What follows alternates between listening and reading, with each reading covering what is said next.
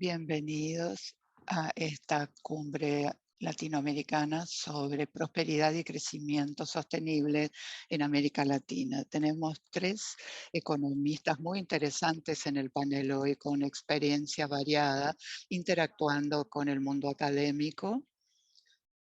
Todos son citados ampliamente, son distinguidos economistas, pero en mayor o menor medida, todos se han metido en el mundo de las políticas del sector privado,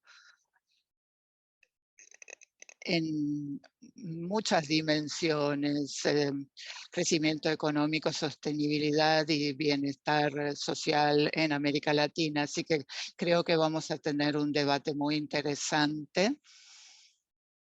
con conceptos y teorías económicas de desarrollo, crecimiento y también la divergencia que interactúa con el mundo real, la agenda de las políticas y algunas de las cuestiones de la vida real que son tan importantes cuando pensamos en las políticas que logran los objetivos que deseamos. En primer lugar, voy a presentar al panelista que está aquí en vivo. Tengo a Francisco Ferreira, que es profesor Amartya Sen de Estudios de Desigualdad en la London School of Economics. Y antes de eso, tuvo una amplia carrera en el Banco Mundial con muchas publicaciones sobre economía, inequidad en América Latina, y también fue profesor en varias universidades del mundo, incluyendo la Universidad Católica de Río de Janeiro y la Paris School of Economics. En línea tenemos a Luis Fernando Mejía. A ver si lo veo, sí, ahí lo veo. Luis Fernando es el director ejecutivo de FED de Desarrollo, el mayor think tank, el de mayor influencia sobre economía latinoamericana. Fue director adjunto de planificación en Colombia, responsable de supervisar la implementación de los objetivos de desarrollo sostenible y también director de política macroeconómica en la Universidad de Colombia y también ha enseñado en la Universidad de Chicago, entre otras universidades. Y tenemos también con nosotros a Mercedes Alessandro. Hola, Mercedes, que es doctora en Economía de la Universidad de Buenos Aires y una carrera sumamente interesante. Es experta en economía feminista y fue la primera directora nacional de Economía, Igualdad y Género en el Ministerio de Economía de la Argentina. Y es de su autoría un libro muy interesante que voy a tratar de leer cuando termine este panel, que se llama Economía Feminista, cómo conseguir una sociedad igualitaria sin perder el glamour. Y ahora está repitiendo el título en inglés. Creo que sin más le voy a dar la palabra a los panelistas. Cada uno hablará durante 10 o 15 minutos sobre el tema general de esta tardecita, cómo América Latina puede lograr el crecimiento económico equilibrando las necesidades de un mayor bienestar de la sociedad junto con la sostenibilidad ambiental y la igualdad social y de género también.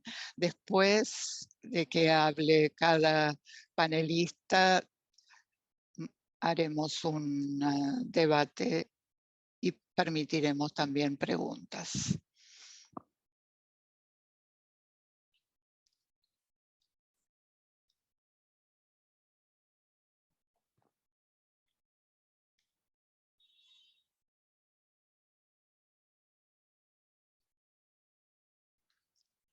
Tenemos en el programa, en primer lugar, a Luis Fernando Mejía. Luis tiene la palabra. Muchas gracias, Diana. Gracias por la invitación. Es un placer compartir este panel con Francisco y Mercedes también. Voy a compartir una presentación. Espero que lo logre hacer dentro de los 10 y 15 o 15 minutos permitidos. Quisiera primero motivar un poco el debate mostrando una perspectiva a largo plazo sobre las buenas noticias, en especial en el frente económico, y luego voy a abordar los desafíos y hablar un poco sobre lo que siento respecto de las cuestiones clave que América Latina debe abordar en la próxima década aproximadamente para lograr el objetivo de prosperidad y crecimiento sostenible. Tomé este gráfico de el gapmind.org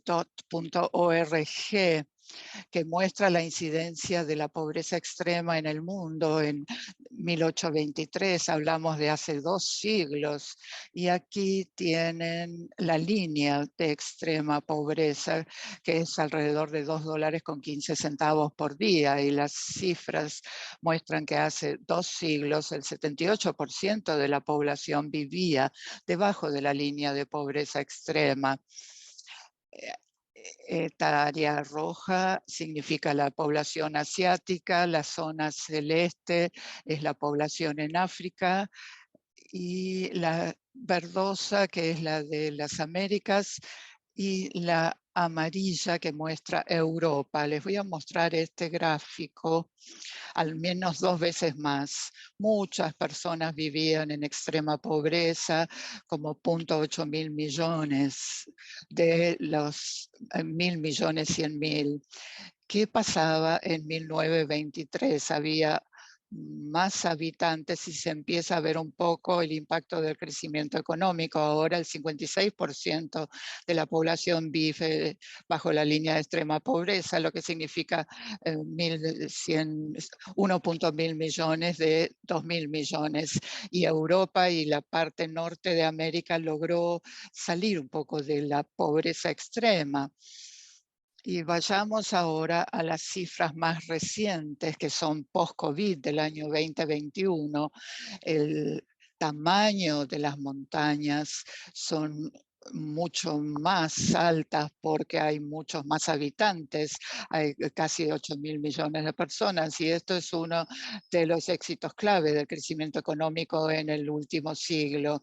Independientemente del hecho de que tenemos más personas, la incidencia de la pobreza extrema es mucho más baja. 7.4% de la población vive en extrema pobreza, que representa como 0.6 mil millones de casi 8 mil millones o 7.9 mil millones.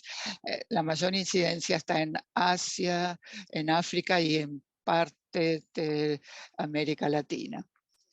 Esa es la buena noticia. Debemos reconocer que en los últimos 100 años hemos logrado crecer a un ritmo más rápido debido al suministro de bienes públicos como salud, educación. Hemos logrado aumentar la longevidad de la población, reducir la mortalidad infantil, y los ingresos se han incrementado debido a esta buena noticia. Y la mala noticia, y es uno de los temas clave que abordamos hoy, es que con las últimas cifras, esto está un poco desactualizado, pero no ha cambiado mucho el escenario en los últimos 5 años. Es que las economías más pudientes tienden a contaminar más, y no solo en términos absolutos. Aquí está el eje con ingreso per cápita, el eje horizontal. Cada punto es un país, y el tamaño de la burbuja indica la cantidad de habitantes. Acá está China, India y también Colombia, lo marco con o la bandera, es una economía de ingresos medios, y las burbujas verdes son América Latina y Norteamérica también. Y en el eje vertical hay emisiones CO2 per cápita, nos muestra eso, y hay una gran relación entre el ingreso promedio de un país y las emisiones per cápita de esta población. Creo que es uno de los desafíos clave que hemos tratado de abordar en los últimos 10 años, aprox, cómo desvincular el crecimiento económico de este fenómeno. Cuanto más ricos, más tienden a contaminar. Y aquí es donde entra en juego la agenda de los ODS. Como muchos saben, los Objetivos de Desarrollo Sostenible se firmaron hace un par de años y hay mucho acuerdo político en cuanto a promover esta agenda. Esta agenda tiene 3 objetivos principales: ponerle fin a la pobreza, que es el objetivo 1, proteger el planeta. También muchos objetivos apuntan a proteger el planeta. Por ejemplo, el número 7, que tiene que ver con energía limpia y asequible. También el objetivo 12, que tiene que ver con consumo y producción responsable. Luego los objetivos 13, 14 y 15, que hablan sobre acción para el planeta, acción en la tierra, en el agua. Así que hay una agenda muy abarcadora que no solo piensa en temas sociales y económicos, sino también ambientales, con prosperidad y paz para todos. Esto es cómo hay que abordar el desafío de reducir la pobreza, pero protegiendo al planeta. Le voy a dar un ejemplo específico de cómo Colombia empezó a pensar en cómo aplicar esta agenda de los ODS con las especificidades de cada uno de los países. Les voy a mostrar un ejemplo, que es el número 1, que es la falta de pobreza, eliminar la pobreza en las economías de ingresos medios o bajos. Entonces, empezamos a fijar una meta ambiciosa sin pensar que vamos a poder hacerlo. Bueno, nos quedan 7 años solamente. Entonces, fijamos este objetivo y abordamos esto reduciendo la pobreza multidimensional. Esta medida entonces va más allá de las medidas de ingresos y se concentra en el acceso a la salud, a la educación, a la vivienda, al empleo formal y también al bienestar de los niños. Entonces, va más allá de la medición del ingreso. Y la línea base era 20,2% de la población que vivía en pobreza multidimensional y se redujo un 8,4% para el 2030. ¿Y qué estamos haciendo acá con respecto a las medias intermedias en el 2021? Estábamos en un 16%. Entonces, estamos en el buen camino para reducir la pobreza multidimensional en la medida que lo estábamos previendo, con esa velocidad, pero también tenemos metas regionales. No se trata solo de reducir la pobreza multidimensional en el país como un todo, sino también en las regiones del país que tienen una gran incidencia de pobreza multidimensional. Y entonces allí también es donde hay brechas mayores. Entonces voy a volver sobre algunas ideas sobre cómo implementar esto, cómo hacerlo de manera sostenida. Quiero hablar un poquito de la perspectiva latinoamericana. Entonces, la primera cuestión es cómo abordar la pobreza en los países de América Latina, y creo que uno de los temas clave tiene que ver con la eliminación de barreras para la conectividad. Se ha dicho que el crecimiento económico es clave y que es el determinante principal de la reducción de la pobreza en la política económica.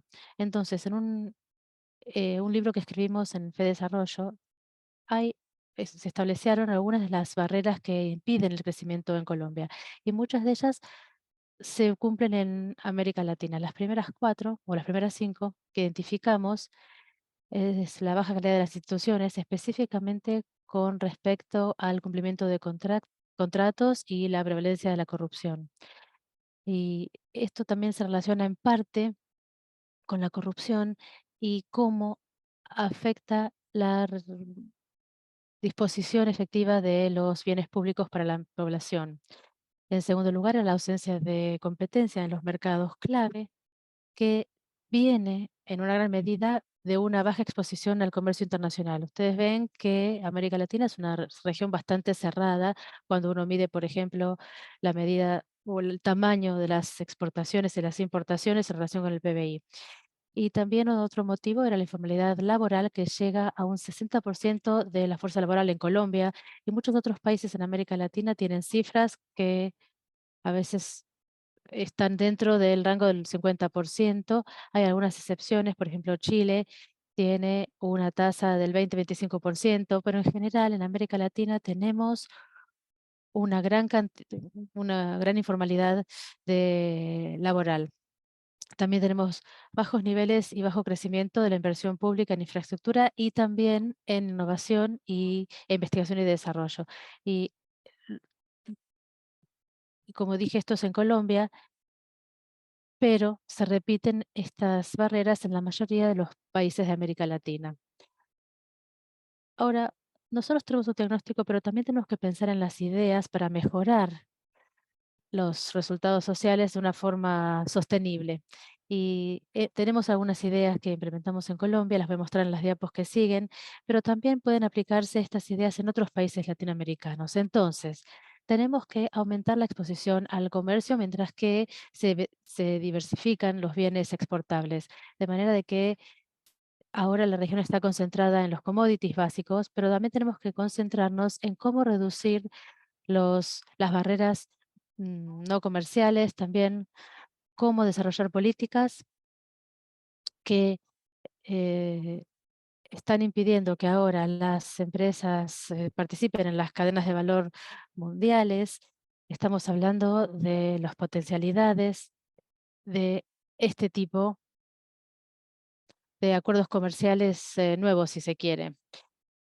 Y la exposición al comercio va a ser clave para hacer crecer el comercio y el empleo también. También con respecto a las reformas fiscales para incrementar las bases impositivas, cuando analizamos la política fiscal en muchos países de América Latina, tenemos ingreso personal o excepciones sectoriales, tratamientos preferenciales que reducen la base impositiva y implica que el ingreso tributario es bajo y esto repercute en los bienes públicos. Entonces, tenemos que mejorar la administración tributaria y tal vez fortalecer las redes sociales para aumentar la cobertura, y sería una forma de construir un poco el consenso para toda la región.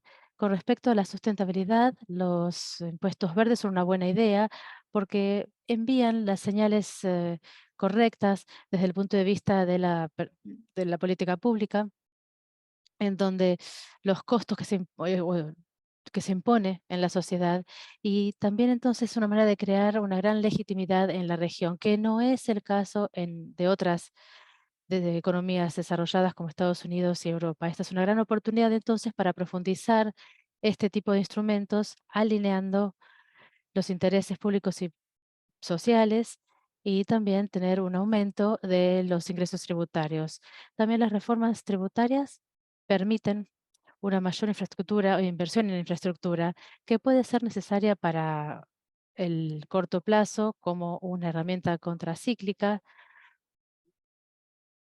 porque posiblemente haya poco crecimiento este año y el año que viene, y también para el largo plazo, porque se ha identificado que la inversión en infraestructura pública es clave para aumentar la productividad. Finalmente, voy a hablar un poquito acerca de una de las ideas clave que se han estado debatiendo en los últimos años, que en parte se ve afectado por la crisis de la COVID. Esta crisis de la COVID mostró de una manera muy clara que la región de América Latina tiene que revisar y reajustar el contrato social, porque las exclusiones continúan siendo permanentes, están prevalentes en América Latina, y estas son para la movilidad social y el crecimiento económico. Y quisiera mencionar 3 aspectos que merecen especial atención para ajustar estos contratos sociales. Uno es el acceso a los mercados laborales formales, el acceso a las pensiones, es decir, la protección de la vejez, que son 2 caras de la misma moneda. Y finalmente, acceso a una calidad alta de educación. Estos aspectos, los 3, tienen un efecto muy importante en el contrato social, en la inclusión y en el crecimiento económico. En América Latina tenemos mercados de trabajo duales y segmentados. Tenemos entonces trabajos formales e informales. Tenemos una gran incidencia de informalidad, como mencioné antes, 60% en promedio en la región.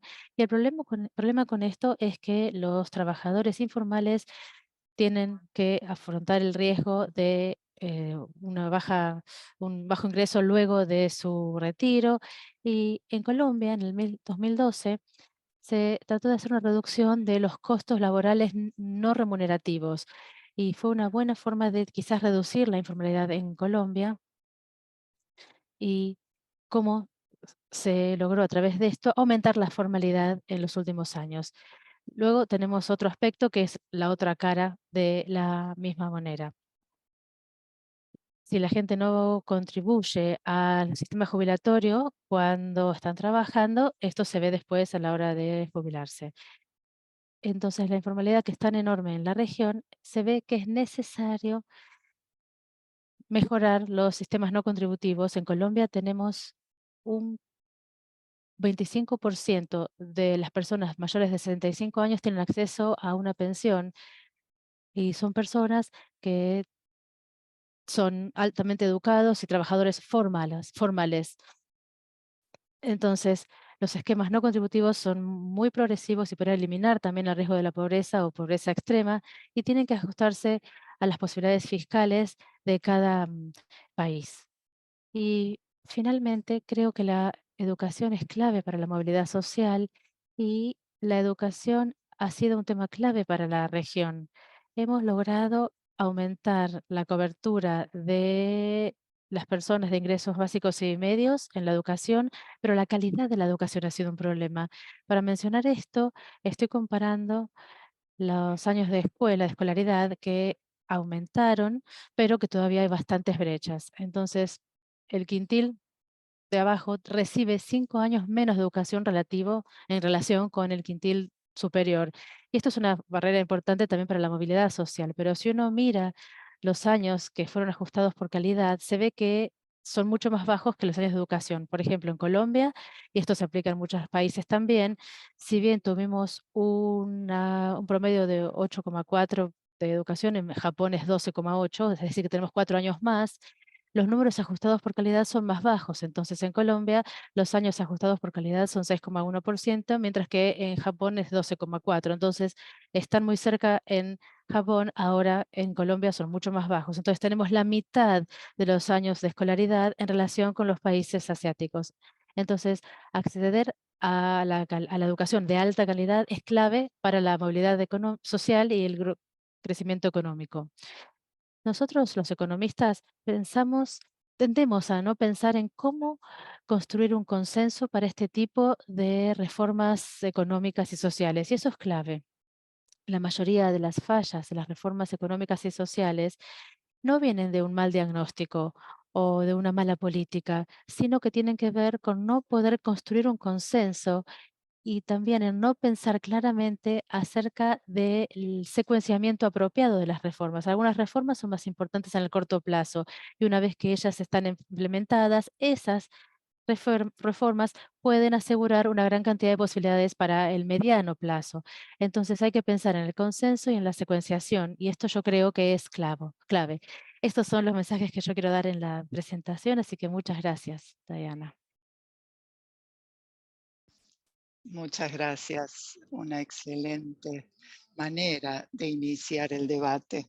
Ahora tenemos a Francisco Ferreira. Espero que me oigan bien.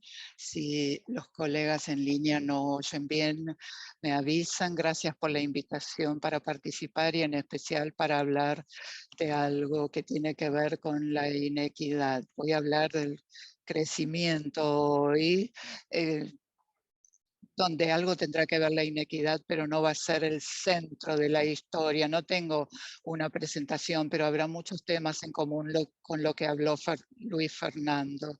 Si hablamos de economía y crecimiento, el crecimiento de ingresos per cápita puede darse a través de un progreso marginal o incrementando la cantidad de capital disponible por persona, cambios en la tecnología o la innovación o la inversión. Son estos elementos. ¿Y por qué el crecimiento en América Latina seguido su camino así? Si uno mira el crecimiento a largo plazo en el último siglo, al menos desde medianos del siglo pasado, América Latina convergía hacia las economías desarrolladas hasta la década del 80, pero a partir de allí América Latina no ha convergido, sino que se ha desviado y ha crecido a un paso más lento que Estados Unidos, Europa o Asia. Asia, como ven en las ilustraciones de Fernando, ha avanzado mucho más rápidamente y Asia nos ha pasado en muchos sentidos. Entonces, cuando se habla de crecimiento en América Latina en un año u otro,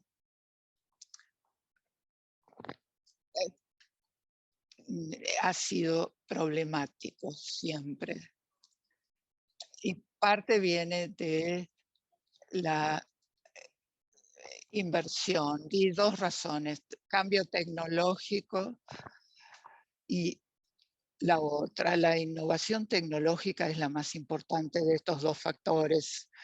Para aquellas que están por debajo, hay un rol para innovación, pero hay un crecimiento de ponerse a la par. Por eso el crecimiento puede ser superior al 2 o 3% que vemos en las economías más pudientes. Entonces,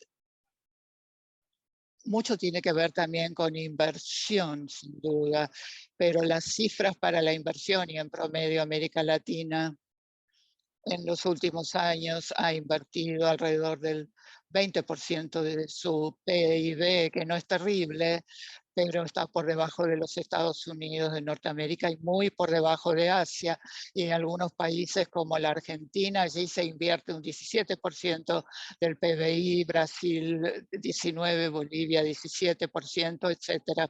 Hay algunas cifras más elevadas en el Caribe, pero en la mayor parte de la región son tasas de inversión bastante bajas. Entonces, una pregunta detrás del crecimiento de América Latina y por qué es bajo aquí es: ¿por qué invertimos tan poco?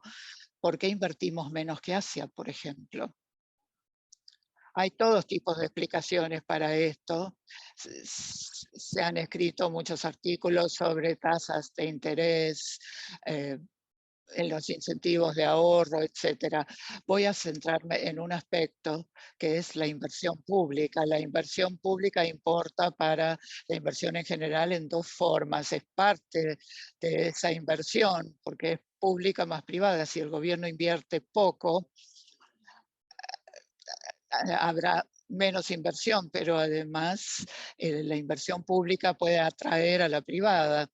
Por ejemplo, piensen en una mejor infraestructura, mejores caminos, mejor suministro de electricidad. Significa que las empresas que tienen un suministro confiable de electricidad y pagan poco por transferir sus bienes al puerto son más competitivos, pero en ausencia de este tipo de inversión pública hay mano de obra menos educada, hay energía menos confiable, las TICs menos confiables, costos de transporte más elevados, entonces las empresas invierten menos.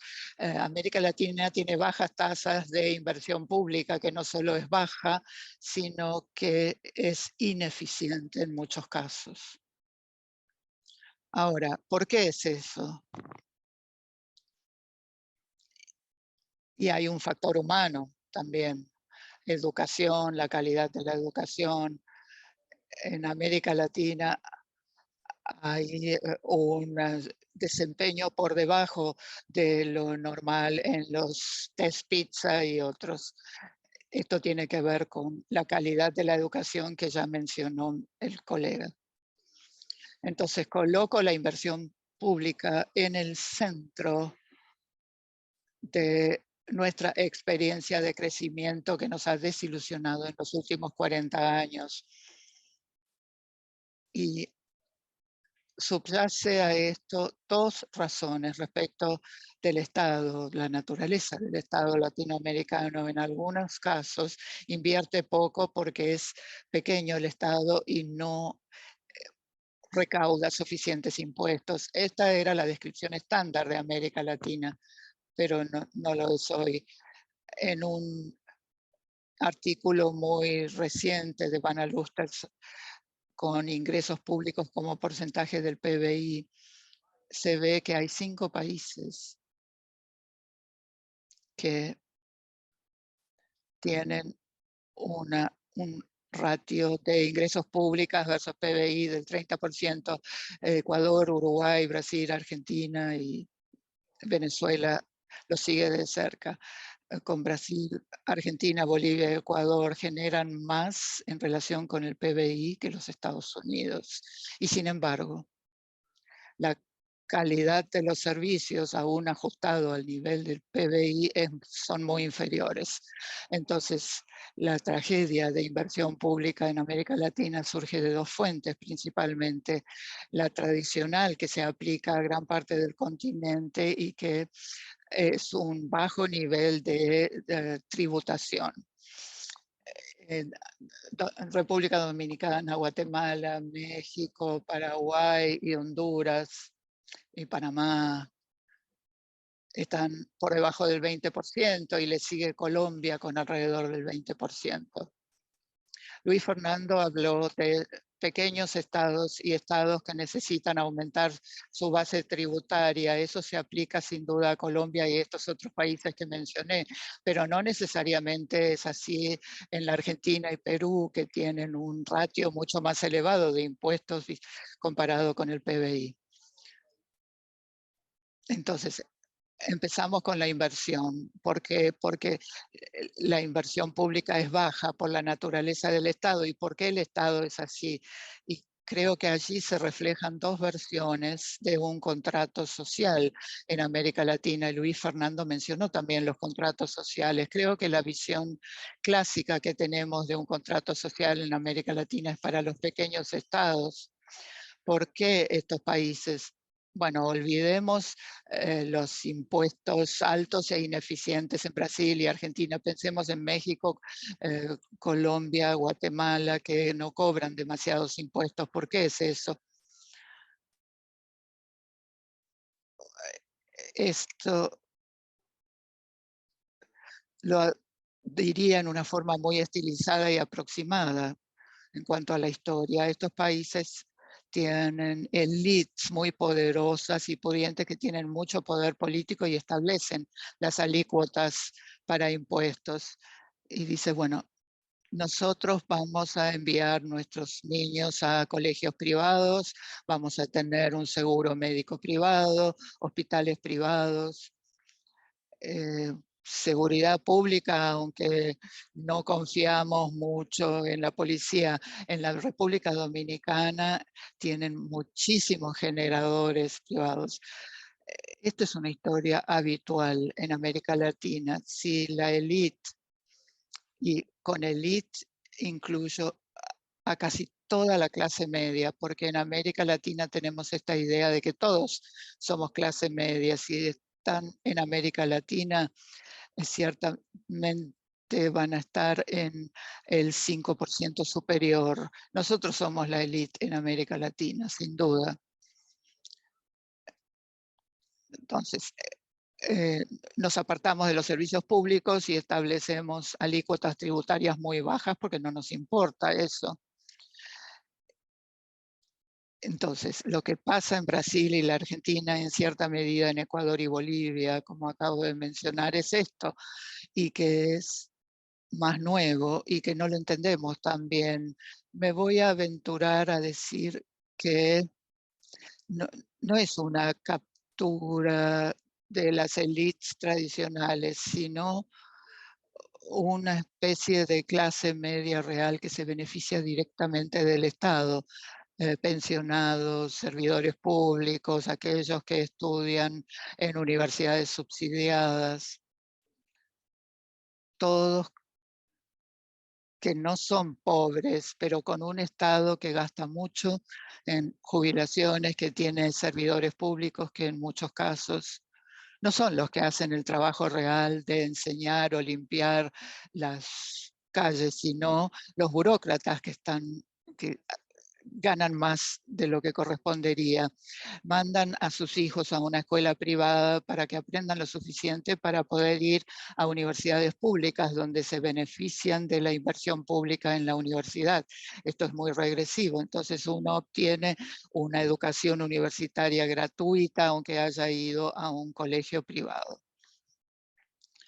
Hay muchas cuestiones de acciones afirmativas hoy en día, pero hasta hace poco pasaba esto.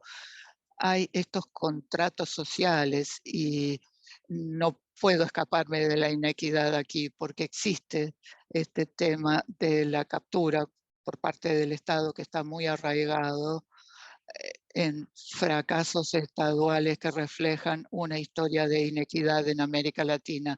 Regresé ayer de Colombia, donde estuve en una conferencia en Cartagena sobre inequidad en América Latina, una conferencia muy grande, y se dijo mucho sobre la importancia de entender nuestro legado histórico, retrotrayéndonos a la esclavitud en lugares como Brasil, Haití y también las poblaciones originarias en los países andinos.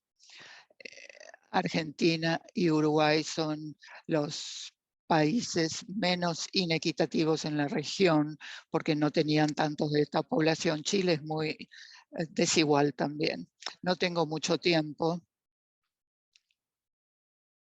pero Luis Fernando ya mencionó muchas cuestiones. Vamos a hablar de dos niveles, el nivel de las políticas y el más profundo. A nivel de las políticas, es decir, sin cuestionar y desafiar los contratos sociales que describí, hay ciertas recomendaciones técnicas en cuanto a las políticas. 12 sí surgen de lo que dije de la baja inversión pública. Deberíamos centrarnos en mejorar la calidad de la educación brindada, en especial a los más eh, chicos, incluyendo primaria y secundaria en ese orden de importancia. Y allí América Latina ha tenido muchos avances, pero no completo en cuanto a cantidad. Si se ve la expansión de los años de escolaridad, a América Latina le va bien comparado con otros lugares.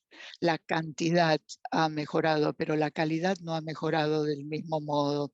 Y sin resumir una bibliografía muy amplia, ahora confiamos en la economía del desarrollo, que la calidad de la educación no está impulsada por la construcción de escuelas o entregarles computadoras a los chicos. Lo que importa son los maestros, los buenos maestros, que tienen los métodos pedagógicos adecuados. No es fácil de hacer, no es cuestión solo de comprar computadoras y entregarlas, sino de capacitar bien a los maestros. Entonces, calidad de la educación, infraestructura también.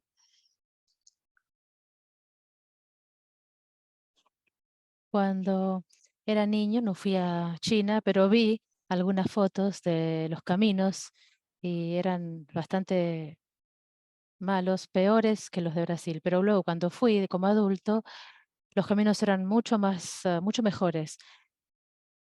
Como resultado de esto, transportar elementos en China es mucho más, ah, menos costoso que en Brasil. Entonces, esto es un impulsor de la economía. Y luego tenemos la predistribución, es decir, inversión y educación y redistribución, que es algún tipo de transferencia al sistema o asistencia social que ayuda a luchar contra la inequidad, y esto se ve también en la sociedad. Acá, con respecto al nivel de política. Luego hay un nivel más profundo. Si uno dice, bueno, la exclusión fractura la sociedad con este tipo de contrato social donde uno se aparta. Si ese es el pobreza, si ese es el problema, bueno, estamos en camino a arreglarlo, ¿verdad? Tenemos un gobierno de izquierda en Brasil, también en Argentina, también tenemos un gobierno de izquierda en México, en Colombia y en Chile. Teníamos uno antes en Perú, no sabemos lo que va a pasar. Entonces, básicamente es uno o dos países en donde no tenemos un gobierno de izquierda. En Bolivia. Entonces, esta gente van a luchar contra la inequidad, van a redistribuir y vamos a estar todos bien. Bueno, Argentina ha tenido gobiernos peronistas de izquierda durante mucho tiempo en forma intermitente y las cuestiones no han necesariamente mejorado. En Brasil, con Lula, las cosas mejoraron un poco. Ya estamos felices de no tener a Bolsonaro ya, pero creo que hay algo más. Y allí tenemos Brasil, Argentina, Ecuador, Bolivia. Estos 4 países son los que tienen un porcentaje mayor del 30% del PBI en impuestos, y no es una coincidencia. Creo que ha habido un gran avance en la redistribución y en el gasto en estos países, pero no se equivoquen, los países no solo están invirtiendo, sino en dónde están invirtiendo. Y creo que voy a tratar de explicar un desafío, y es que los gobiernos de izquierda muchas veces responden a una población de sindicatos, sindicatos de docentes, empleados públicos, jubilados, que los respaldan, que, que piensan sobre sí mismos como personas que no son ricas, pero que no son pobres tampoco, y que capturan una gran proporción de el ingreso. Entonces tenemos que hablar de una clase media que manda a sus hijos a universidades públicas, que reciben pensiones altamente subsidiadas y que no son los bancarios o los banqueros que pensamos, bueno, este es el 1%, pero sí están recibiendo la imposición por encima del 30% del PBI. Y eso tendría que ir directamente a los servicios reales, y lo voy a dejar ahí. Bueno, muchas gracias. Pasemos entonces a Mercedes y luego sí vamos a tener como... How are you? I will speak in Spanish, if you don't mind. You have a translation, so I will start. First, bueno, muchas gracias por la invitación a participar. Escuché atentamente a Francisco y a Fernando y creo que en algunas cosas tenemos lindos para debatir luego y en otras estaremos alineados con algunas ideas. En principio, a mí me gustaría hacer foco en la situación en la que quedamos en Latinoamérica después de la pandemia, ¿no? Algo que ya sabemos todo, pero para también partir de cuál es mi diagnóstico de esto. Sufrimos 3 crisis combinadas: una crisis de salud, una crisis económica y una crisis de cuidado, agregamos desde la economía feminista, que tiene que ver con la distribución asimétrica que hay en las tareas del hogar, que frente a las cuarentenas, a los lockdowns masivos que hubo en muchas economías, dieron como un resultado un gran abandono de la fuerza laboral por parte de las mujeres, a lo que en Latinoamérica hizo que las mujeres retrocedan 2 décadas en su participación económica y su participación laboral, y que todavía en la mayor parte de América Latina no hayan podido recuperar los niveles prepandemia. No es el caso de Argentina, después por ahí podemos hablar más del caso de Argentina. Pero digamos que crisis de salud, crisis económica, crisis de cuidado. Podemos decir que la crisis de salud se pudo enfrentar, hoy estamos pensando como si estuviéramos en una post-pandemia, ¿no?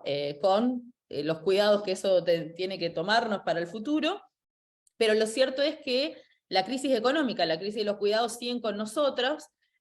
También podemos hablar de la crisis climática, ya que este tema está en el título del panel.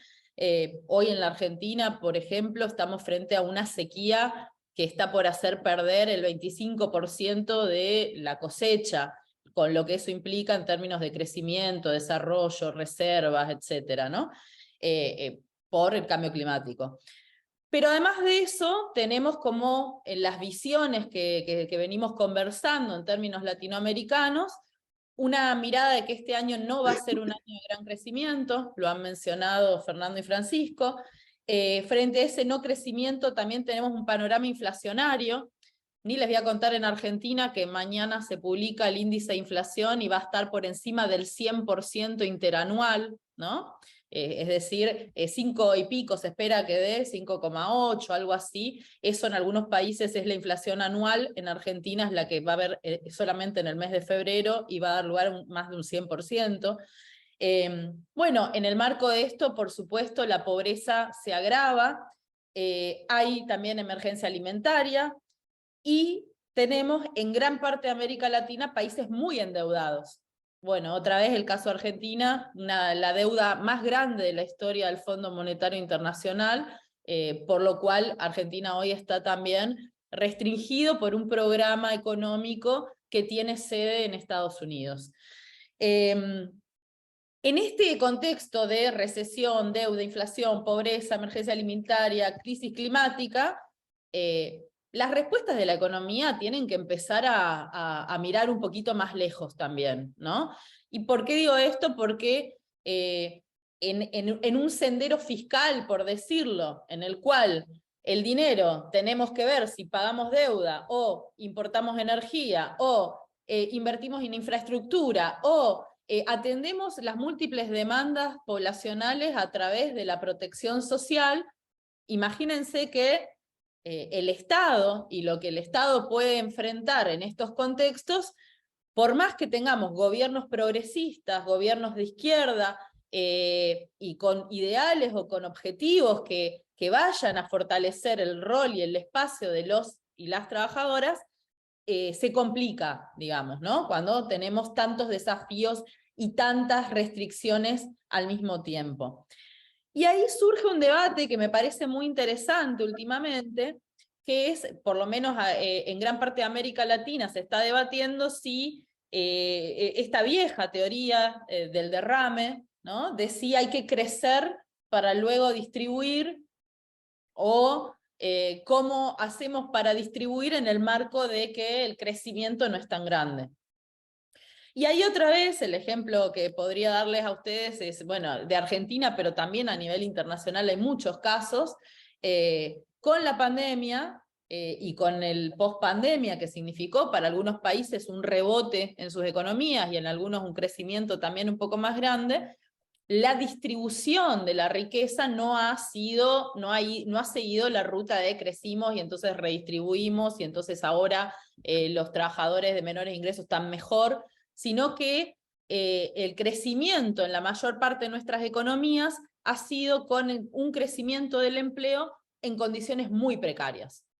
La precarización y la informalidad han aumentado en gran parte del continente, y entonces este crecimiento que estábamos esperando derramara hacia abajo, lo que está haciendo es generando trabajadores pobres frente a los niveles inflacionarios que se enfrentan en las economías, con inseguridad en sus trabajos, especialmente las mujeres, como les decía, y también los jóvenes.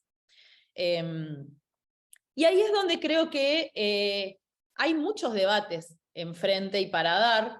Creo que recién se mencionaba, en Latinoamérica ha habido también algunos cambios importantes políticos con la llegada al gobierno de Gabriel Boric en Chile, de Gustavo Petro en Colombia, de Ignacio Lula da Silva en Brasil, bueno, también en Bolivia de Arce. En la Argentina tenemos un gobierno peronista, es decir, asociado a las ideas progresistas y de izquierda, y eso de alguna manera, bueno, en México también podemos decir López Obrador, eso también configura de alguna manera una posibilidad, y digo una posibilidad porque no es un hecho hoy por hoy, una posibilidad de empezar a pensar también cómo fortalecer algunas cuestiones que hacen a un bloque regional. Yo creo que hay dos temas que son muy importantes de debatir a nivel latinoamericano. Uno es la distribución de la riqueza, y esto creo que nos abre la puerta al debate de un nuevo pacto fiscal.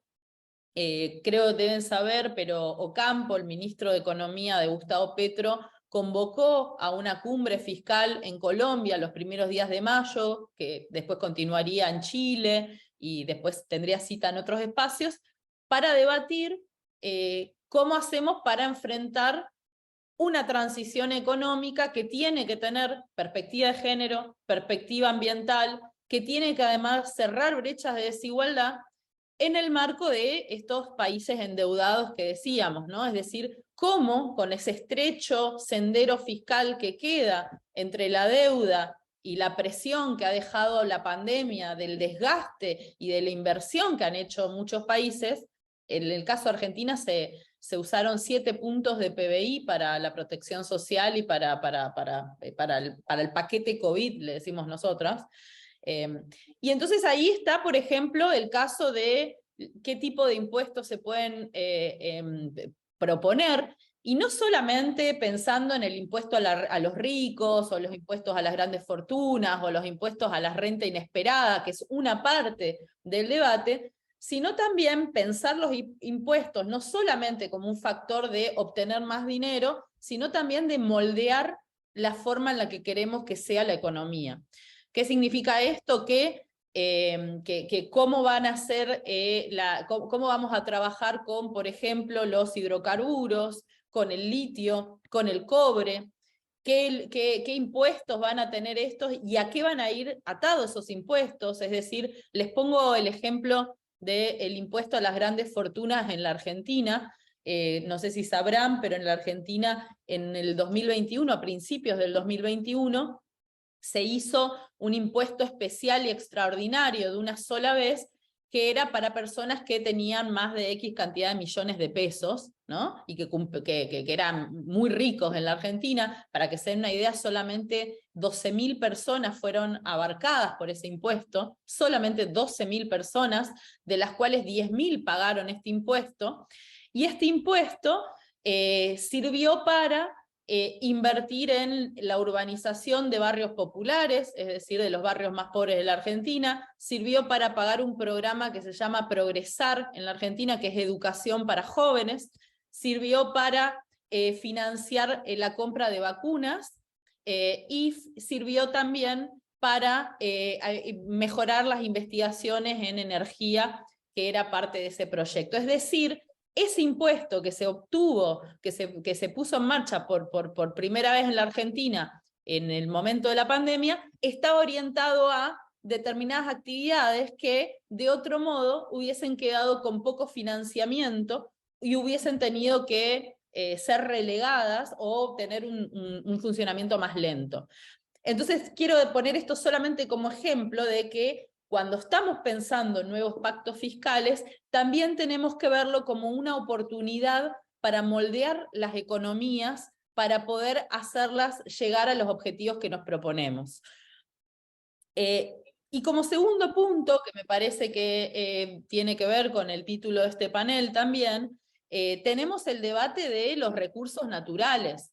Latinoamérica ha sido durante mucho tiempo un espacio en donde el extractivismo económico de los países de Europa, de Estados Unidos e incluso de China ha funcionado con mucha fuerza.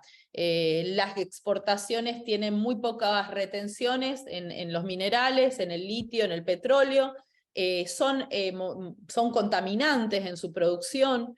El litio, por ejemplo, se está debatiendo en algunas zonas de México que para poder ser extraído por los terrenos arcillosos necesita muchísima agua, y rodeado de poblaciones que tienen poco acceso al agua, ¿no? Es decir, por un lado tenemos el litio y las promesas que eso trae, pero por el otro lado tenemos un recurso de valor totalmente infinito, digamos, como es el agua, y tenemos que debatirnos ahí de qué manera o cómo vamos a hacer para que esto que necesitamos, además desde Latinoamérica, porque obviamente Latinoamérica necesita los dólares, necesita exportar, necesita esto para después poder seguir pensando en avanzar y en crecer. ¿Cómo vamos a hacer para que no sea a costa de nuestras poblaciones, a costa de nuestra propia geografía, a costa de nuestro ambiente, nuestro clima? Entonces yo creo que ahí tenemos como mínimo, ¿no?, dos ejes para debatirnos acerca de cuáles son las herramientas para un nuevo pacto fiscal que nos permita moldear las economías, cuáles son las herramientas también para que no tengamos otra etapa de extractivismo sobre nuestros recursos naturales. Y ahí creo que, y para cerrar un poquito la idea, creo que el rol del Estado es algo que tenemos que fortalecer. ¿Cómo entendemos el Estado? Y el Estado no es una tecnocracia en la cual yo pueda decir hay que invertir un poquito más acá, y ese poquito más acá sucede, porque un 1% que yo llevo a un sector significa sacarle un 1% a alguien, si no estamos creciendo, ¿no? Entonces ahí se dan disputas, ahí se dan desafíos.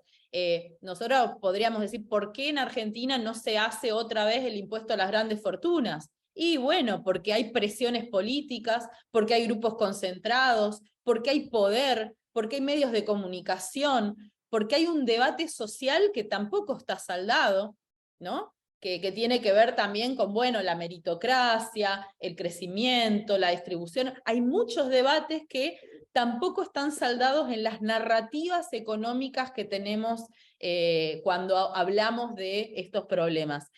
Y entonces la representación política también es importante. Y en eso, digamos, y para ser un poco positiva en el cierre de esta exposición, yo creo que hay dos proyectos que vienen creciendo con mucha fuerza a lo largo de Latinoamérica. Uno es el feminismo como un proyecto político. El feminismo no es solamente debatirse si hay violencia de género o no, si hay que hablar de manera inclusiva o no, sino que el feminismo es una forma de redistribuir la riqueza y los ingresos y mejorar la participación económica de las mujeres, que tiene un impacto directo sobre todos los indicadores sociales, porque si las mujeres son las que tienen menos ingresos, menos empleo, mayor desempleo, mayor pobreza, cualquier política que hagamos para mejorar sus condiciones de empleo y sus condiciones de ingreso va a tener un impacto sobre el conjunto de la sociedad. Y por el otro lado, el gran proyecto político que viene siendo impulsado especialmente por las juventudes es el que está referido al cambio climático. Y ahí también tenemos grandes desafíos que realmente no pueden esperar mucho más, que bueno, hoy estamos hablando en el marco de estudiantes e investigadores de espacios universitarios. Creo que las teorías económicas todavía no están incorporando con la suficiente convicción y con fuerza, digamos, estas dimensiones que son absolutamente cruciales. Volviendo al ejemplo que les ponía, en Argentina hoy tenemos una sequía que va a impactar en la cosecha, que va a impactar en las reservas, por lo tanto en la macroeconomía de nuestro país. Bueno, ¿cómo podemos incorporar entonces estas proyecciones que tenemos en torno a los próximos años, en torno a lo que esperamos en términos del cambio climático, para estar preparados o anticiparnos a esos shocks que pueden venir, que por ahora no aparecen en ningún modelito económico de los que estemos estudiando?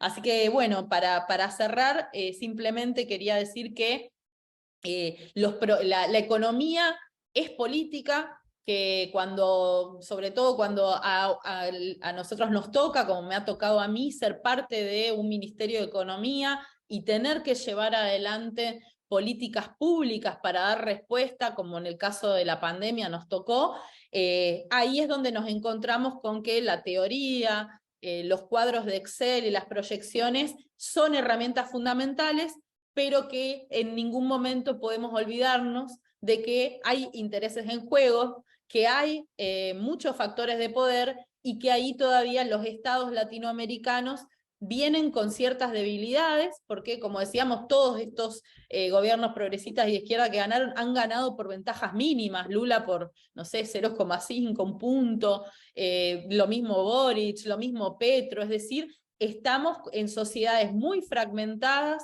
en donde todo el cansancio de la pandemia y la crisis que hemos vivido realmente ha tenido un impacto también en las expectativas que tienen las personas acerca de la economía y de sus gobiernos, y eso es algo que creo que también tenemos que tenerlo en cuenta para pensar cómo podemos avanzar con una economía que dé respuesta a estas necesidades y que además sea una economía que hable a los corazones, que nos haga recuperar también las ganas de hacer las cosas bien y de vivir en sociedades más igualitarias, más justas, en donde realmente podamos tener también un poco de felicidad, que creo que también es un sentido económico que no tenemos que dejar de lado cuando hacemos estos debates y escuchamos estos panoramas. Así que bueno, muchas gracias por la atención. Okay, thank you so much, Mercedes. Muchas So I think gracias, now, we're Mercedes. just going to Ahora creo have questions que from the panelists and simplemente vamos discussions. a If recibir any of the three of you preguntas have a comment. y si alguno de ustedes en el panel tienen alguna pregunta para otro panelista o algún comentario que quieran hacer. Tenemos 2 personas en línea. A ver, las preguntas van a ser primero dentro de los integrantes del panel. Bueno, según el cronograma que me dieron, si los panelistas quieren hacer algún comentario, alguna pregunta, adelante. Diana, creo que tendría una reacción ante lo que han dicho Francisco y Mercedes. Con Francisco en cuanto al diagnóstico y los desafíos clave que mencionaba Francisco y en cuanto a lo que mencionó Mercedes, a mí me gustaría plantear un tema adicional aquí, en especial porque Mercedes hablaba de inequidades en la región y sabemos que cuando miramos la distribución de ingresos en América Latina siempre aparece como la región en el mundo con la peor distribución del ingreso. Y hay mucho debate en cuanto a los gobiernos de izquierda y cómo abordan la inequidad, pero quisiera hablar un poco de los diferentes tipos de inequidad. La mayoría se centra en la inequidad en los resultados. Cuando uno mira la distribución de ingresos en América Latina y el Caribe, hay mucha inequidad allí. El coeficiente de Gini está por arriba de 0,48, 0,50, y sí sobresalimos como una de las regiones, si no la región más desigual del mundo.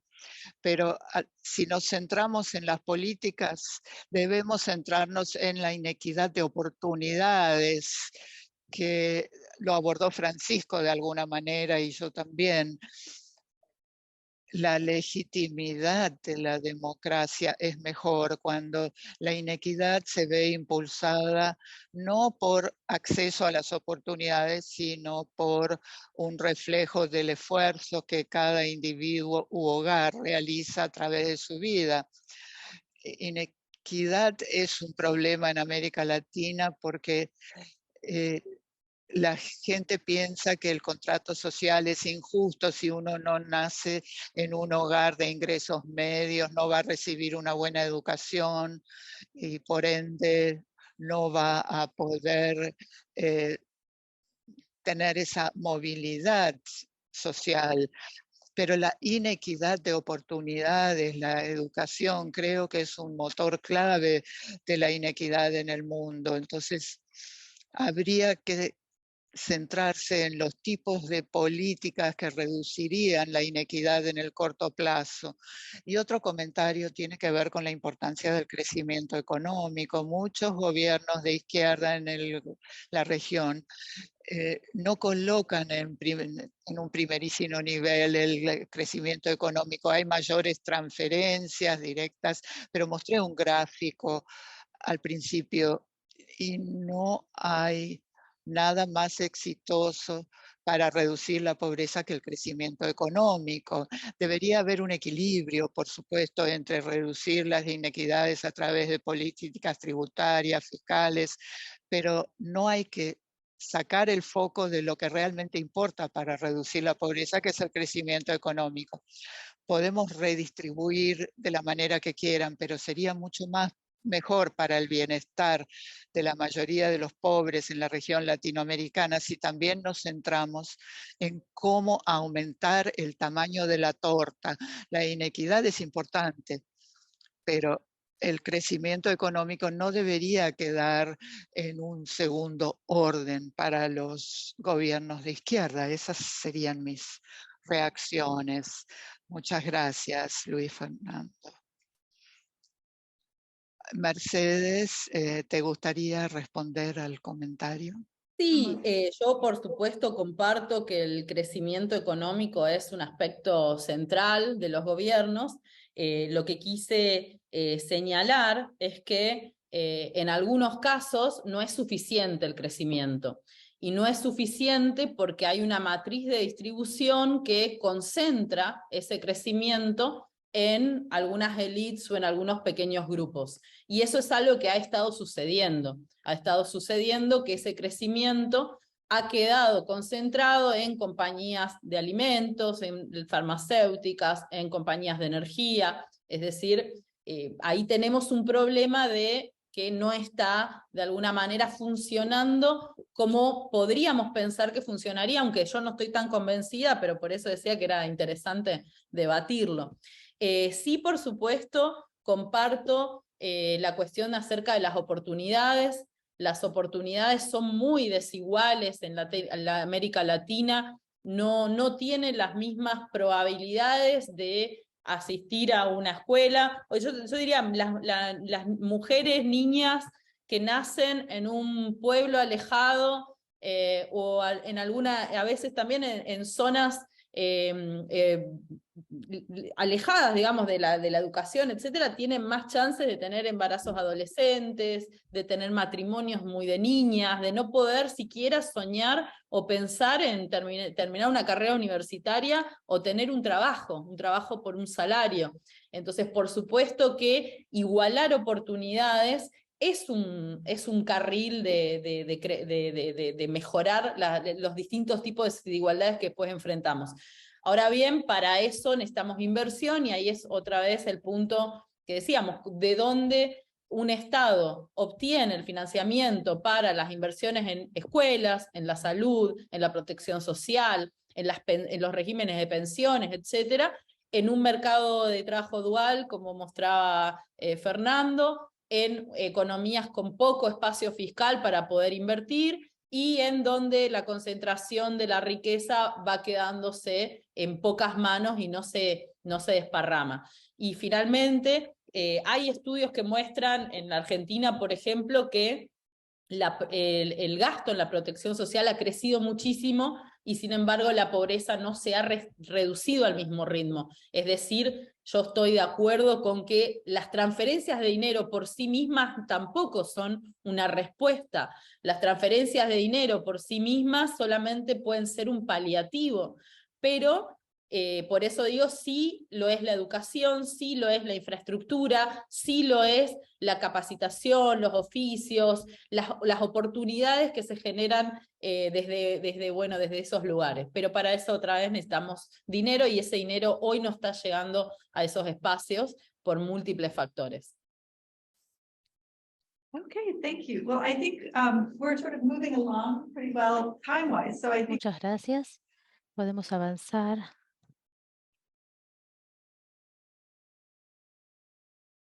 Quería un comentario más tenemos, sí. Tengo algunas cuestiones para decir, pero voy a ser muy, muy breve. Con respecto al crecimiento y a la redistribución, todos estamos de acuerdo, los tres pensamos que el crecimiento es importante, pero quiero decir que no creo que los dos problemas sean separables. Estoy de acuerdo con Mercedes que uno no puede tener esto que se permea hacia abajo. Estas dos cuestiones no son independientes. Si bien hay evidencia de que las inequidades son malas o como algo que es difícil de hacer, la preponderancia de la evidencia, de la prueba, es que a largo plazo la alta inequidad es mala para el crecimiento por dos motivos. Una, porque lleva a estas élites que capturan el Estado y implementan políticas que son buenas para ellos y para nadie más. Este es un argumento.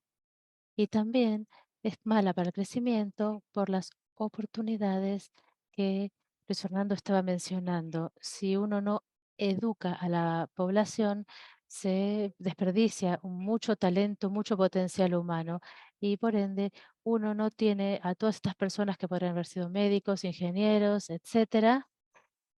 Y por estos dos motivos, entonces, creo que definimos como asociación que una alta inequidad es mala para el crecimiento. Sí, entonces, si no se redistribuye de una manera muy ineficiente, la redistribución puede ser pro crecimiento.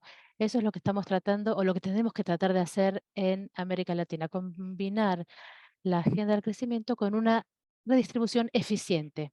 Eso por un lado. Por otro lado, a mí me interesa la igualdad de oportunidades, es un área en la que trabajo mucho. Estoy de acuerdo con ambos oradores en que la inequidad de oportunidades es muy alta en América Latina y que importa. Ahora, quiero decir de nuevo que no hay una dicotomía entre la inequidad de oportunidades y los resultados. Entonces vemos que los países con alta inequidad de oportunidades tienen una alta inequidad de ingreso. Entonces, estos son los datos. Los datos están allí, dicen eso. Y el tipo de mecanismo es obvio. El ingreso de hoy de las familias dan forma a las oportunidades del mañana. Entonces, si uno tiene una gran inequidad en crecimiento y en riqueza, va a haber una mayor concentración, mayor inequidad en el futuro. Esto significa también que tenemos que redistribuir y en la medida en que lo hagamos de una forma inteligente, eso también puede resultar ser pro crecimiento. Bueno, muchas gracias. Tuvimos tres presentaciones muy, muy interesantes y a medida que analizábamos, se acercaban más y más al tema, que es pensar en cómo las políticas pueden promover el crecimiento a la vez que promueven el bienestar social y la sostenibilidad ambiental y aborden las inequidades en cuanto a oportunidades y a género, que es quizás como el componente más difícil. Una cuestión es pensar en las políticas para el crecimiento y otra cosa es pensar en la sustentabilidad y en las desigualdades o inequidades en en ese combo. Entonces quisiera abrir el piso a preguntas de la audiencia. Quiero saber la opinión de los panelistas sobre la regionalización del mundo reciente. para los países tratan de distanciarse de China y cuáles son esas tendencias en América Latina. Si bien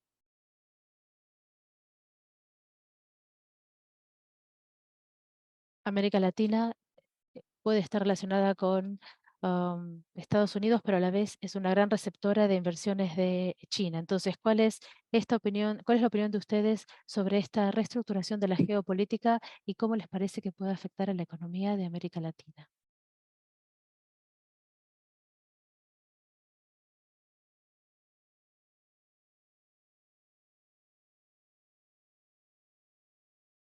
Creo que podemos contestar, así no nos olvidamos. ¿Alguno de los panelistas quisiera responder al tema de la regionalización y la relación entre China y Estados Unidos? Hace poco escribí un artículo sobre este tema específicamente, acerca de qué hacer en relación con esta competencia entre estas dos superpotencias, Estados Unidos y China, especialmente la relación de larga data que ha tenido la región con Estados Unidos. Y el tema principal que yo trato de decir, bueno, en ese artículo traté de decir, es que América Latina no debería tomar partido entre Estados Unidos o China. Lo que sí debería hacer es pensar en la oportunidad que continúa estando presente, dado lo que ha estado haciendo el Estados Unidos en términos de acuerdos comerciales, en la iniciativa de construir mejor, es decir, trayendo mayor inversiones en la región y también aprovechar los intereses de China en la región. Mencioné que algunos países en la región se han unido al Banco de Infraestructura Regional chino, o asiático, mejor dicho, y esto permite acceso a la infraestructura del financiamiento que ayuda para la mitigación y la adaptación para los temas de cambio climático. Entonces, pensar en las oportunidades y tener relaciones con ambos, Estados Unidos y China, creo que eso es lo más seguro. Muchos países ya lo han hecho, específicamente Perú, también Ecuador, y ser conscientes de que las oportunidades económicas van a venir de parte del nearshoring y que van a ser útiles también para dinamizar el crecimiento económico. Ese era el mensaje clave, digamos, de mi artículo. Creo que va a ser difícil para nosotros y para la mayoría de las personas. Hay como una desglobalización que es la respuesta al hecho de que los países ricos, cuando tienen mucho comercio, no protegieron a los perdedores del comercio. Entonces los políticos no protegen a los perdedores del comercio y yo creo que esa no es la forma de hacerlo. Y creo que vamos a sufrir por eso. Entonces lo que se dijo es verdad, pero tiene que ver con responder a una situación que se nos da. Nosotros como región tenemos muy poco poder en esta negociación.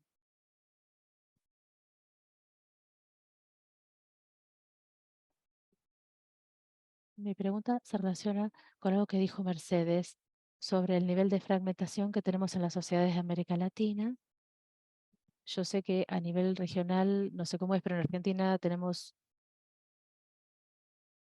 50-50 de un lado y ha sido así durante décadas. Entonces mi pregunta es, a nivel país y a nivel región, ¿cuál sería la forma de empezar a pensar con respecto al desarrollo sostenible, a la vez que se unifican a la sociedad y a los países de la región también? Excelente. Mercedes, ¿querrás responder? Es una preocupación, bueno, Argentina le decimos la grieta a eso, pero como decía, lo podemos ver en Chile, lo podemos ver en Brasil, en Colombia, en México, digo, es algo que está recorriendo Latinoamérica. Lula acaba de asumir con un congreso en el cual no va a tener mayoría, con lo cual va a tener que impulsar y negociar lo que quiera avanzar por ahí. Boric en su primer año de mandato, que se cumplió ayer, ¿cómo se dice? Cuando los estudios de su apoyo, ha perdido mucho apoyo, ha perdido mucho acompañamiento de la sociedad. Cuesta realmente porque las promesas, digamos, o los objetivos que pretenden estos gobiernos de izquierda y progresistas, no son cumplibles fácilmente en el contexto en el que estamos. Entonces, por supuesto, que generan cierta frustración también. Y también creo en esto de que los cambios tan radicales hacia derechas muy conservadoras, que, bueno, en el caso de Argentina, la expresión más de derecha es un hombre que dice que él prendería fuego el Banco Central, ¿no? Va a prender fuego el Banco Central. Digo, ante eso es muy difícil pensar en continuidades en términos institucionales, en términos políticos sobre todo. Entonces creo que hay desafíos de generar ciertos consensos en algunos temas que son fuertes. Bueno, la Argentina tiene que generar un consenso de cómo va a relacionarse con el Fondo Monetario Internacional, por ejemplo. Pero digo, también tenemos que pensar en las inversiones sociales, en la protección social, en cuáles son los sectores estratégicos que hay que impulsar. Quizás no tanto los cómo, o no sea tan fácil los cómo, pero al menos los qué. Yo creo que ese es un gran desafío y por eso pienso que hay algunos temas que son de agendas transversales. El caso del feminismo, por ejemplo, ha servido muchas veces ponerse de acuerdo entre distintas fuerzas políticas en determinados objetivos. Un ejemplo no económico, pero que tiene su pata económica, el aborto legal en la Argentina. El aborto legal en la Argentina fue impulsado por personas de todo el arco político, salvo la extrema derecha conservadora antiderechos, todos los demás espacios políticos tuvieron apoyo al aborto legal. También tuvieron voces negativas, pero lo que digo es que no fue la ideología política partidaria un factor de ruptura. Eso creo que tenemos puntos estratégicos más allá de este, que es uno particular, que se pueden ir construyendo y que en ese sentido hay un desafío muy grande y por eso también me gustan estos espacios de conversación. Ustedes que están también aprendiendo en Europa, en donde la zona del euro también se trata también de generar ciertos consensos, que creo que hay que madurar esas ideas y pensar cuáles son esos factores, pilares sobre los cuales habría que ponerse de acuerdo para que esta fragmentación política tenga algún canal estructurante que nos permita pensar en un mediano y en un largo plazo hacia adelante. Good, good. My question is regarding how to cope with. Mi pregunta tiene que ver con cómo manejar las tensiones que mencionaron entre las inigualdades y el crecimiento a largo plazo, particularmente del debate que se dio. Pensé justamente cómo financiar la necesidad de tener un gasto social mejorado y a la vez hacerlo de una manera responsable, con, por ejemplo, índices de inflación de un 100%. ¿Cómo manejar esta idea con respecto a el cambio climático? El caso particular de Colombia, esto es muy, muy claro. ¿Cómo vamos a necesitar reducir la fuente más grande de ingresos que tenemos, que es el petróleo, que es la fuente que financia el gasto social en Colombia? Entonces, mi pregunta es, ¿cómo reunir estas dos ideas y cómo poder visualizar el camino hacia adelante? Crecimiento, promover crecimiento y vivir de una manera, y reducir las inequidades de una manera responsable y sostenible. Bueno, es una gran pregunta, muy difícil también. Bueno, puedo intentar hacer algunas observaciones con respecto a esto. Hay un gran debate aquí en Colombia con respecto a la velocidad de la transición energética que Pedro mencionó en la campaña, que va a prohibir exploración nueva de minería y petróleo una vez que él llegara al poder. Y no hizo eso porque hay mucho debate con respecto al impacto de medidas de ese tipo, no solo desde el punto de vista de las exportaciones, sino también desde el punto de vista del ingreso. Entonces, el petróleo y la minería representan el 60% de las exportaciones de Colombia y en los años buenos puede ser un cuarto de los ingresos fiscales totales. Entonces, no hay una forma fácil de reducir gradualmente el impacto de la minería y del petróleo desde el punto de vista de Colombia. Y Argentina ha aumentado su producción de petróleo con el fracking, que en Colombia sería totalmente inviable políticamente hablando. Es muy interesante porque incluso los gobiernos de izquierda han incentivado la producción de petróleo y hoy, por ejemplo, hay un debate sobre un oleoducto de un gobierno de izquierda y hay un escenario político en Colombia que podría prohibir la exploración petrolífera en el corto plazo. Creo que no va a suceder, yo creo que no es viable, no es factible separarnos de los ingresos de petróleo y de minería que son tan necesarios. Si uno piensa en la transición energética, no se puede tener esa transición sin un boom minero. Se necesitan muchos minerales para la energía, la producción de energía eólica y solar. Entonces, la forma de pensarlo para mí sería quizás designar o marcar algunos de los ingresos que vienen del sector minero o petrolero y gastarlos en la transición energética para compensar a la población, aumentar la inversión en las transiciones energéticas. Creo que no hay una forma fácil de hacer esto. Tenemos que pensar en el largo plazo, pero no veo otro país que produzca petróleo que piense en abandonar la producción minera o petrolera en el corto plazo. Una forma más interesante sería quizás designar o asignar ciertos ingresos hacia la transición energética. La mejor fuente sería los combustibles fósiles que están contaminando el ambiente y hacerlo de una forma gradual. No se puede hacer en 3, 4 años. Tenemos que pensar en una transición de 10 o 15 años.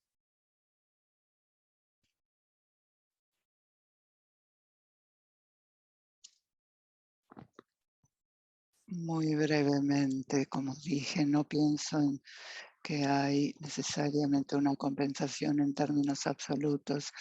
Puede haber impuestos que desincentiven, pero si uno invierte en niños pobres y en aquellos que no tenían oportunidades antes, se logra el crecimiento, pero no de la noche a la mañana.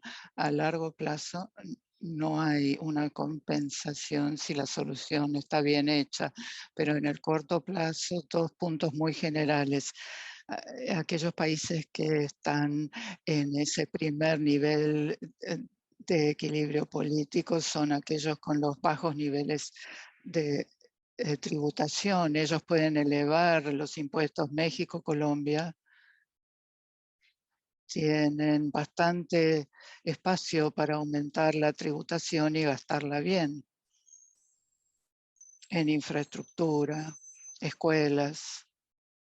Es más difícil para países como Brasil y la Argentina, donde creo que nuevos impuestos serían problemáticos. Entonces allí volvemos al juego político, donde el 1% de acá tiene que venir de otra parte y no de impuestos. Podría venir de impuestos, pero es más complicado. Y en cuanto al medio ambiente, no he dicho nada del cambio climático, pero es un desafío masivo que enfrentamos todos. Es muy difícil que un país haga algo en forma individual. Gustavo Petro en Colombia lo ha intentado de avanzar en cuanto al cierre de exploraciones petroleras, alejarse de la producción del petróleo, pero hay como un free riding sobre esto. Los países tienen que llegar a acuerdos internacionales y esta falla de coordinación creo que es el mayor problema a nivel mundial hoy día. Mercedes, ¿quieres tener la última palabra? Debo irme a otra reunión ahora. Les pido Appointment disculpas, right now. pero But, tengo que muchas iniciar gracias otra reunión. por todo y espero que sigamos construyendo ideas y escenarios que nos inspiren para adelante.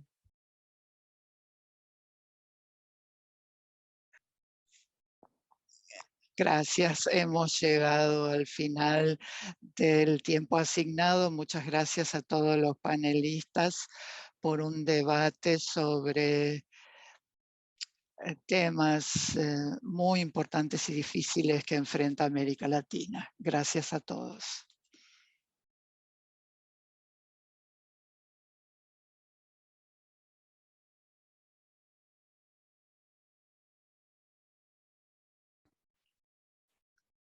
Recuerden que tenemos otros paneles en los próximos días, así que